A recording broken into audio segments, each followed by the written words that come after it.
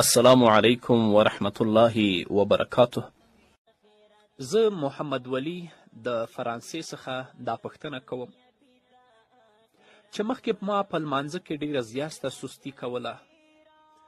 په ورځ کې به مې یو وخت یا دوه وخته لمونځ وکه، نور لمنځونه به رانه پاتې ول. نو اوس الله رب العزت ما ته هدایت کړی. نو هغه کم لمنځونه چې زما نه قضا شوي دي، زه د هغو قضایی څنګه راوړم؟ او که زه توبه وباسم، الله رب العزت به ما معاف کړي که به مې معاف نه کړي. په دې کې شک نشته چې د الله رب العزت په کلام کې، همدارنګه د نبی کریم صلی الله علیه وسلم په مبارکو احادیثو کې په مانځه باندې ډیر زیات تاکید شوی دی. الله رب العزت فرمایي حافظو علی الصلاة والصلاة الوسطی، تاسو د منځونو حفاظت کوئ، خاص کر د وسطا مانځه یعنی د مازدیګر د مانځه. همدارنګه الله رب العزت فرمایي فإن تابوا واقاموا الصلاة وآتوا الزکاة فخلوا سبیلهم، که چیرې دوی توبه وکړه او مونځ قایم کو، زکات ادا کو، نو تاسې د دوی لاره آزاده کړئ. همدارنګه په قرآن کریم کې په هر ځای کې الله رب العزت د مانځه په کولو او د مانځه په برپا کولو باندې تاکید کوي. همدارنګه د بخاري او د مسلم حدیث دی. راوی د حدیث حضرت عبدالله ابن مسعود رضی الله تعالی عنه دی. هغه فرمایي سألت رسول الله صلی الله علیه وسلم أي الأعمال أفضل؟ قال الصلاة على وقتها. قلت ثم أي؟ قال بر الوالدين. قلت ثم أي؟ قال الجهاد في سبيل الله. حضرت ابن مسعود رضی الله تعالی عنه فرمای چې ما د نبی کریم صلی الله علیه وسلم نه پوښتنه وکړه کم عمل افضل دی ای د الله رسوله؟ نو نبی کریم صلی الله علیه وسلم راته وفرمایل چې مونځ په خپل وخت کې کول. مونځ چې په خپل وخت کې ته ادا کړې دا بهترین عمل دی. ابن مسعود وایي ما بیا نبی کریم صلی الله علیه وسلم ته عرض وکړه چې بیا کم یو افضل دی؟ نو د دې نه وروسته نبی کریم صلی الله علیه وسلم راته وفرمیل چې د مور او پلار سره نیکي کول. د دې نه وروسته بیا ما ورته عرض وکړه چې بیا کم عمل افضل دی؟ نو نبی کریم صلی الله علیه وسلم وفرمیل چې د الله رب العزت په لار کې جهاد کول. ګورئ ابن مسعود رضی الله تعالی عنه د نبی کریم صلی الله علیه وسلم نه پوښتنه کوي ای الاعمال افضل؟ محمد رسول الله ورته ځواب کې وایي الصلاة علی وقتها، مونځ په خپل وخت کې. همدارنګه د بخاري او د مسلم بل حدیث دی. راوی د حدیث حضرت ابن عمر رضی الله تعالی عنهما دی. هغه فرمایي قال رسول الله صلی الله علیه وسلم امرت ان اقاتل الناس حتى يشهدوا ان لا اله الا الله وان محمدا رسول الله ويقيموا الصلاة ويؤتوا الزكاة فإذا فعلوا ذلك عصموا مني دماءهم وأموالهم إلا بحق الإسلام وحسابهم على الله. ابن عمر رضی الله تعالی عنهما فرمای چې محمد رسول الله صلی الله علیه وسلم فرمایي ما ته دا حکم شوی دی چې د خلکو سره جنگ وکړم تر هغې پورې چې دوی ګواهي وکړي چې نشته معبود برحق بغیر د الله تعالی نه او محمد صلی الله علیه وسلم د الله رسول دی، او چې دوی منځونه قائم کړي، زکات ادا کړي. کله چې دوی دا کار وکړه نو زما نه خپلې وینې او خپل مالونه بچ کړل سوا د اسلام د حق نه، او د دوی حساب په الله رب العزت باندې دی.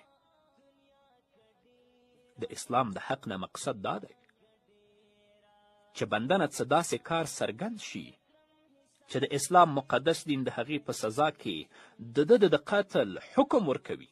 لکه مثلا یو سړی بل سړی قتل کړي نو اوس په ده باندې د اسلامي قانون مطابق د قتل حکم لګول کیږي او د ده دا قتلول په ده باندې د اسلام حق دی. ګورې نبی کریم صلی الله علیه وسلم هغو کسانو سره اعلان د جنګ کوي چې هغوی منځونه نه کوي. همدارنګه د ترمذي حدیث دی. راوی د حدیث حضرت شقیق بن عبدالله تابعی رضی الله تعالی عنه دی. هغه فرمایي كان أصحاب محمد صلى الله عليه وسلم لا يرون شيئا من الأعمال تركه كفرا غير الصلاة. حضرت شقیق تابعی رضی الله تعالی عنه فرمای د محمد رسول الله صلی الله علیه وسلم اصحابو به د عملونو نه هیڅ یو عمل هم پرېښودل کفر نه ګڼلو سوا د مانځه نه، یعنې صرف دا به کفر ګڼلو. نو د همدې وجې نه امام شافعي رحمه الله فرمای چې څوک مونځ نه کوي هغه کافر دی. اگر که امام ابو حنیفه رحمه الله وایي نه چې کافر نه دی، فاسق دی، سخت ګنهګار دی. همدارنګه د ترمذي بل حدیث دی. راوی د حدیث حضرت ابي هريره رضی الله تعالی عنه دی. هغه فرمایي قال رسول الله صلی الله علیه وسلم إن أول ما يحاسب به العبد يوم القيامة من عمله صلاته فإن صلحت فقد أفلح وانجح وإن فسدت فقد خاب وخسر.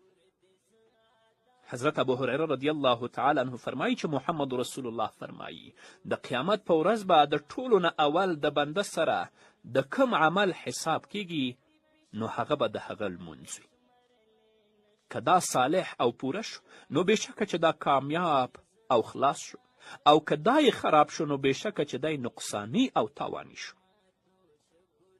او د حدیث په ادامه کې نبی کریم صلی الله علیه وسلم فرمای فإن انتقص من فريضته شيء قال الرب عز وجل انظروا هل لعبدي من تطوع فيكمل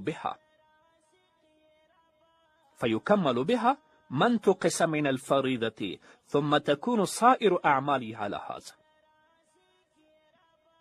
او که ده په فرضو کې څه کمی راغی نو الله رب العزت به وفرمایي چې وګورئ زما د دې بنده نفل منځونه شته دی، نو د هغې نه دې د فرضو نقصان پوره کړی شي. بیا به د دې نه وروسته د نورو عملونو حساب کیږي په همدغې طریقې سره. نو فقهای کرام لیکي د داسې کس د آسانی لپاره چې یعنې د ده نه ډېر لمنځونه قضا شوي وي،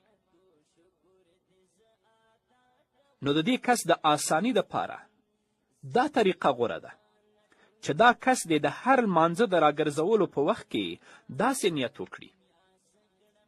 مثلا یو کس د ماسپښین د مانځه قضایي راګرځوي، نو داسې نیت دی کوي چې زما نیت دی د اول ماسپښین چې پر ما یې قضایي شته، نو کله چې دا لمونځ ادا که غواړي چې بل قضا شوی لمونځ راوړي، نو بیا به وایي چې اول د مازدیګر مونځ چې زمانه قضا شوی، یا اول ماښام چې مانه قضا شوی، یا اول ماسخوتن چې مانه قضا شوی، یا اول سهار چې زمانه قضا شوی. چې سبا ته یې راوړي، دویم سهار، دویم ماسپښین، دویم مازدیګر، دویم ماښام، دویم ماسخوتن، په دریمه ورځ کې دریم، په څلورمه ورځ کې څلورم، په پنځمه ورځ کې پنځم، همداسې د حساب کوي چې په غالب ګمان کې دته دا ثابته شي چې کوم منځونه مانه قضا شوي ول هغه مې ادا کړل. مراقي الفلاح لیک فإن أراد تسهيل الأمر عليه نوى أول ظهر عليه أدرك وقته ولم يصليه فإذا نواه كذلك فيما يصليه يصير أولا فيصح بمثل ذلك وهكذا. أو إن شاء نوى آخره فيقول أصلي آخر ظهر أدركته ولم أصليه بعد، فإذا فعل كذلك فيما يليه يصير آخرا بالنظر لما قبله فيحصل التعين. د اول مازدیګر، دا دویم مازدیګر، دا دریم مازدیګر چې د 20 منځونه ترې قضا شوي وای چې د آخرنی مازدیګر مونږ چې زمانه قضا شوی.